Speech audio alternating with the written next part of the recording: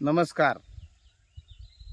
सावरगावमधील सर्व मंडळींना, ज्येष्ठ नागरिक, वृद्ध, महिला व पुरुष, अपंग व्यक्तींना, इतर निराधार पगार उचलणाऱ्या सर्व व्यक्तींना आणि व इतर शेतकऱ्यांना एक नम्र विनंती आहे.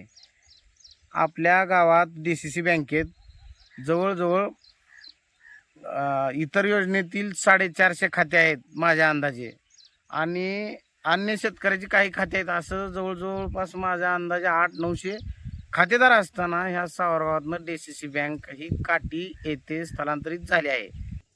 त्यामुळं गावातील बऱ्याच मंडळींना त्याची खूप गैरसोय होते आहे. काय लोक वृद्ध आहेत, काय अपंग आहेत, काय महिला आहेत. त्यांना जाण्यासाठी काटीला जाण्यासाठी वाहनाची सोय नाही. जायचं यायचं सोपं नाही. आणि तिथं गेल्यावर बँकेत काटीच्या खातेदारांची गर्दी आणि आपल्या खातेदारांची गर्दी, इतकी गर्दी व्हायला की लोकांचं गेल्या एका दिवसात काम पण होत नाही. म्हणून सर्व गावकऱ्यांना एक विनंती आहे की आपल्या सर्वांचे खाते, पोस्टात जर खातं असेल तर तुम्ही पोस्टातल्या खात्याला आधार सीडिंग करून घ्या, जेणेकरून काटी DCC बँकेतल्या आधार सीडिंग डिॲक्टिवेट होईल आणि पोस्टातल्या बँकेचे आधार सीडिंग ॲक्टिवेट होईल. आणि ज्यांचा अकाउंट नाही त्यांनी पोस्टात अकाउंट काढून घ्या. पोस्टाचा अकाउंट काढण्यासाठी आधार कार्ड तर कंपल्सरीच असते, परंतु सध्या काय वृद्ध व्यक्तींकडे पॅन कार्ड उपलब्ध नसेल तर त्यांनी आधी पॅन कार्ड काढून घ्या आणि पोस्टात आपलं खातं काढून आपली आधार सीडिंग ही पोस्टातच करा, जेणेकरून आपल्याला आपल्या गावातच पगार मिळेल आणि काटीला ये जा करायचा प्रॉब्लेम येणार नाही. मी स्वतः त्या पोस्टमन साहेबांची गाठ घेतली.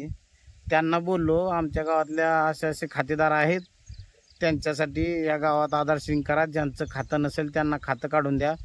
पोस्टमन साहेब बोलले, प्रत्येक खात्याला 500 रुपये लागतात.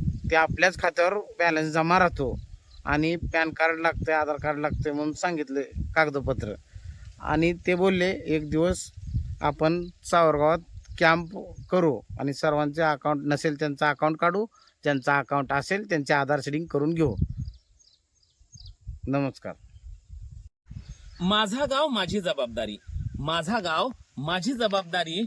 एक दिवस गावासाठी या विशेष मोहिमेमध्ये समस्त सावरगावच्या ग्रामस्थांना, नागरिकांना, लहान मोठ्या नागनाथ भक्तांना या ठिकाणी गावगाडा न्यूजच्या वतीनं आवाहन करतोय की आपण या मोहिमेमध्ये सहभागी होऊन श्री नागनाथ मंदिर परिसर आणि पालखी मार्गाचा या ठिकाणी आपल्याला स्वच्छता करायची आहे.